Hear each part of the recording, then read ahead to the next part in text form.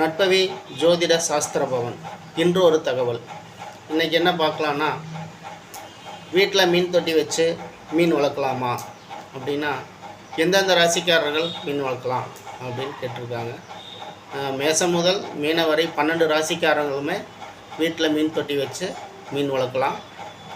மீன் வளர்க்குறதுனால செல்வம் பெருகும், மன நிம்மதி இருக்கும், மனம் அமைதி பெறும், நேர்மறையான எண்ணங்கள் அதிகம் வலுப்பெறும், நெகட்டிவ் எனர்ஜி இருந்ததுன்னா அந்த மீன் எடுத்துக்கும்.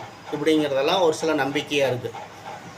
இதெல்லாம் உண்மையா அப்படின்னா, இதெல்லாம் உணர முடியுமா அப்படின்னா, சுக்கிர பகவானுடைய ஆதிக்கம் பெற்ற ஒருத்தர்னால கண்டிப்பாக இது எல்லாமே அனுபவிக்க முடியும், உணர முடியும். சுக்கிரன் அப்படிங்கிற கிரகம் அழகுக்கு பத்தியமான கிரகம், உணர்வுக்கு சம்பந்தப்பட்ட கிரகம், உணர்வுகளுக்கு அதிபதி.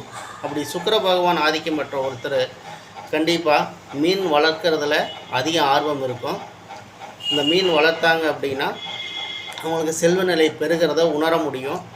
நெகட்டிவ் எனர்ஜி அந்த மீன் ஏற்றுக்குது அப்படிங்கிறதையும் அவங்களால உணர முடியும். மீன் அப்படிங்கிறது திருமாலனுடைய மச்ச அவதாரத்தை குறிக்கக்கூடியது.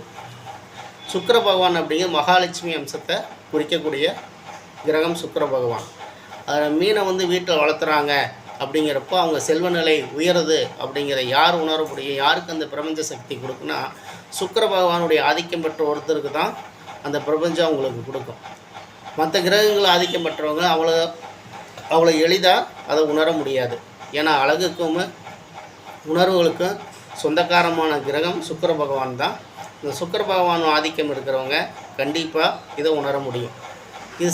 இது சம்பந்தமாக அடுத்தடுத்த வீடியோவில் டீட்டெயிலாக பார்க்கலாம். நன்றி.